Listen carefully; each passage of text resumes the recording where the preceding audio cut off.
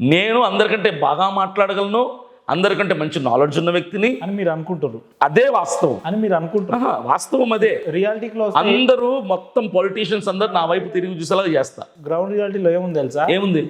వీడికి పిచ్చెక్కి తిరుగుతుండ్రా, వీడు పాదయాత్ర ఏంది, వీని కథ ఏంది, పార్టీ ఎక్కడిది, వీడెక్కడిది అని అంటారు. 15 నుంచి 20 నియోజకవర్గాలు నిలబడి 175 నియోజకవర్గాలలో మీ మార్కు చూపిస్తారు మీరు పక్కాగా.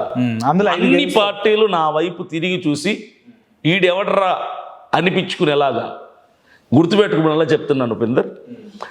ఇప్పుడున్నటువంటి లీడర్లందరూ కాగితం లేకుండా, స్క్రిప్ట్ లేకుండా, చిన్న మాట కూడా కాగితం చూడాలి, తల చూడాలి, ఇట్లా పెంచాలి, పైకి చూసి మాట్లాడాలి. అభినయ దర్శనం ఎప్పుడు లేదు. నేను అందరికంటే బాగా మాట్లాడగలను, అందరికంటే మంచి నాలెడ్జ్ ఉన్న వ్యక్తిని అని మీరు అనుకుంటారు. అదే వాస్తవం. అని మీరు అనుకుంటారు. వాస్తవం అదే. రియాలిటీలో అందరూ మొత్తం పొలిటీషియన్స్ అందరు నా వైపు తిరిగి చూసేలా చేస్తా. గ్రౌండ్ రియాలిటీలో ఏముంది తెలుసా? ఏముంది?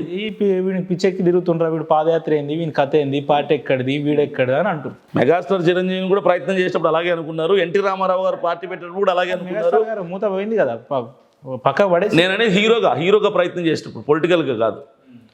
సరే పవన్ కళ్యాణ్ తీసుకుందాం. ఆయన ఏం చేశారు 2 సార్లు. మీరు పవన్ కళ్యాణ్ తో కంపారిజన్ కాదు, ఫీల్ అవుతారు. పార్టీ అంత తోడు పార్టీ పెట్టి చితికిల పడిపోయాడు.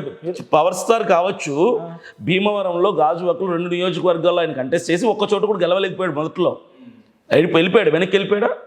దేనికైనా ఆయన ప్రిపేర్డ్గా ఉన్నా. కానీ నాకు కాన్ఫిడెన్స్ ఏంటంటే ఇప్పుడు నేను చేస్తున్న పాదయాత్రలో వస్తున్న రెస్పాన్స్ని బట్టి నేను నా తరపున, నా పార్టీ తరపున 5 ఎమ్మెల్యేలని అసెంబ్లీలో కూర్చోబెట్టగలనటువంటి 100% కాన్ఫిడెన్స్. పాదయాత్ర చేసారు కదా, చేసిన తర్వాత మెడికల్ టెస్ట్లకు ఏమైనా పోయిర్రా మీరు? నేనా వెళ్ళలేదు. ఇది కాస్త ఏమైనా మోకాల దగ్గరికి వచ్చింది? ఎలాగైనా అనుకోవచ్చు. పోయినసారి మీ ఇంటర్వ్యూలో నేను మిమ్మల్ని ఇంటర్వ్యూ చేసి చాలా ఇంటెలెక్చువల్గా, చాలా పద్ధతిగా, చాలా మంచిగా మాట్లాడారు మీరు. ఈసారికి నేను ఎమ్మెల్యే అయిపోతున్నా, అది అయిపోతున్నా, ఇది అయిపోతున్నా అంటే ఏమన్నా పిచ్చిగిట్లా లేచిందేమో లేదు. నేను అవ్వటం కాదు, నాతో పాటు నువ్వు 4 తీసుకెళ్తా.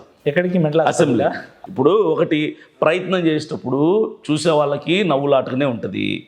నవ్విన వాళ్ళే రేపటి రోజు ఎందుకు మరి? ఇప్పుడు అవసరం ఏముంది? ఒక పాస్టర్, ఒక్క వ్యక్తి అభినయ దర్శన్ అనుకుంటే ఈ రాజ్యాలు మారిపోతాయా? ఇప్పుడు 4,50,00,000 మంది జనాభా ఉన్న ఆంధ్రప్రదేశ్లో సుమారుగా 2 కోట్ల మంది క్రిస్టియన్స్ ఉన్నారు, క్రైస్తవులు ఉన్నారు. మళ్ళా అదే మాట్లాడు. నేను కంప్లీట్ చేయి. పెట్టబోయే పార్టీ క్రిస్టియన్ల పార్టీ. నేను కంప్లీట్ చేయి. క్రిస్టియన్లే ఓట్లు వేయాలి చెప్పండి. కాదు, పొద్దున్న లేస్తే మీరు క్రిస్టియన్లు. అజయ్ బాబు గారు కూడా గుంటూరు ఎవరి జిల్లా, బాపట్ల ఎవరి జిల్లా, విజయవాడ ఎవరి జిల్లా? అది తప్పు. అది నేను మాట్లాడితే ఇప్పుడు అది తప్పు. భారతదేశం, ఈ దేశం హిందువుల దేశం. అది తప్పు. ఇప్పుడు ఏం మాట్లాడతారు? ఎవరైనా సరే ఇది క్రిస్టియన్ జిల్లా, క్రిస్టియన్ మండలం అని అనకూడదు. మీరే అన్నారు. ఇప్పుడు ఎవరన్నారు? ఇప్పుడు 4 కోట్ల మంది. అదే చెప్తున్నా నేను కంప్లీట్ చేయకుండా పాపులేషన్ మీరు డామినేట్ చేస్తున్నారు. Let me complete. నేను ఏం చెప్తున్నా అంటే majority of the people Christians ఉన్నారు, బీసీలు ఉన్నారు, ఎస్సీ ఎస్టీలు ఉన్నారు. మరి వీళ్ళకి దగ్గర రిజర్వేషన్స్ ఉన్నాయా? చట్టసభలో సీట్లు వీళ్ళకి తగ్గట్టుగా ఇస్తున్నారా? నేను వీళ్ళ కోసం ఫైట్ చేస్తున్నాను. నేను మెజారిటీ ఆఫ్ ద పీపుల్ ఎవరున్నారో వీళ్ళకు తగినటువంటి సీట్లు ఎందుకు కేటాయించట్లేదు? ఎందుకు రిజర్వేషన్ సరిగ్గా లేవు? ఎందుకు వెనకబడ్డారు? మీరు కూడా కోరుకుంటారు. మెజారిటీ ఆఫ్ పీపుల్కి అగ్రవర్ణ కులాల వాళ్ళు డబ్బులు వేసి వాళ్ళు సీట్ల మీద కూర్చుంటే వీళ్ళు జెండా కూలీలుగా, జైజేలు కొట్టే వాళ్ళగా మిగిలిపోతున్నారు. ఈ అవేర్నెస్ నేను తీసుకొని వస్తున్నా. ప్రజలు అద్భుతంగా స్వీకరిస్తున్నారు. ఖచ్చితంగా నేను ఒకటే చెప్తాను, అందరి దృష్టి నా వైపు మరలించుకునే ప్రయత్నం చేస్తున్నా. ఖచ్చితంగా చూస్తారు.